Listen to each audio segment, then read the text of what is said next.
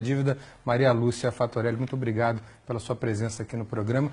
Eu queria que você tentasse explicar em 3 minutos, o que é difícil, a tarefa é árdua diante do massacre de propaganda do governo a favor da reforma da Previdência. Eu queria que você explicasse por que o déficit, o famoso déficit da Previdência, é na verdade um déficit fabricado, que é a tese que você defende, e queria que você explicasse isso à luz do parágrafo 194 da Constituição Brasileira. Em primeiro lugar, agradeço a oportunidade de estar aqui com vocês. Uma honra para a Auditoria Cidadã da Dívida. E essa questão da Previdência, ela foi a maior conquista da Constituição Federal. Os constituintes colocaram no artigo 194 da Constituição a seguridade social, a segurança do povo. Que não é só Previdência. Não é. São 3 fatores. É um tripé. É previdência, assistência e saúde. Foi a principal conquista social. Ela é tão importante que na própria Constituição, no artigo 195, os constituintes estabeleceram o financiamento desse tripé. Então, eles colocaram lá fontes variadas de financiamento, como uma cesta. Nessa cesta, eles colocaram, primeiro, os trabalhadores e empregadores vão contribuir com uma contribuição para o INSS incidente sobre a folha, paga tanto pelos trabalhadores como pelos empregadores. Também, as empresas vão contribuir sobre o lucro. Então, foi criada a contribuição social sobre o lucro líquido. Criaram também a contribuição que incide sobre o consumo. Tudo que consumimos, bens, serviços, a COFINS, contribuição para o financiamento da Seguridade Social, que é a maior arrecadação do país.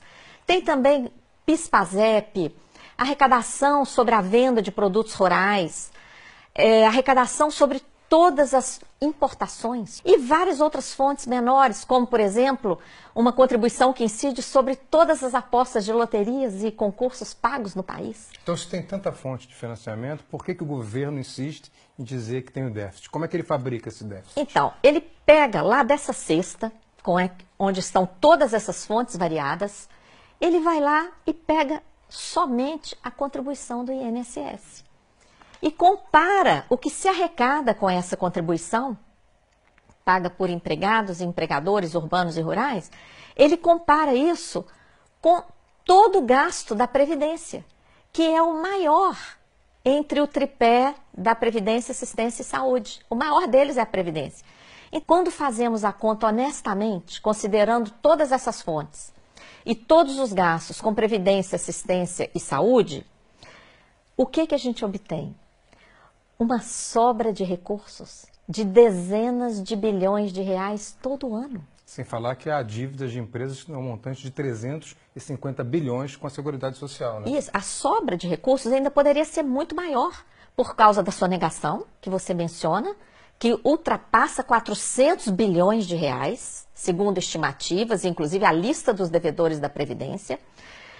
As desonerações, que são setores que são liberados de contribuir para a Seguridade Social.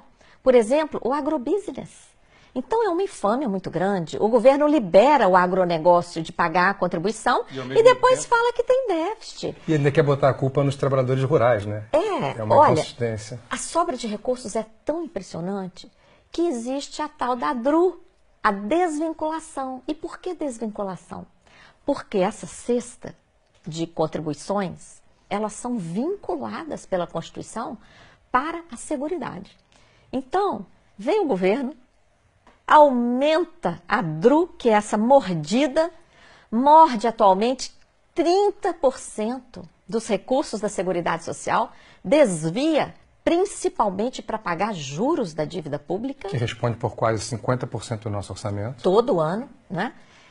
E depois vem falar de déficit? Não. Maria Lúcia, essa explicação dos ovos, né, dos 8 ovos na cesta, é muito boa, porque ela consegue se contrapor a essa propaganda maciça do governo que tenta impor uma visão da reforma da Previdência para o grande público. E, ao mesmo tempo, a grande mídia faz o mesmo, inclusive através de analistas políticos que sempre repetem: a reforma da Previdência é primordial e sem ela o país vai quebrar. Muito obrigado por ter sido tão clara com a gente.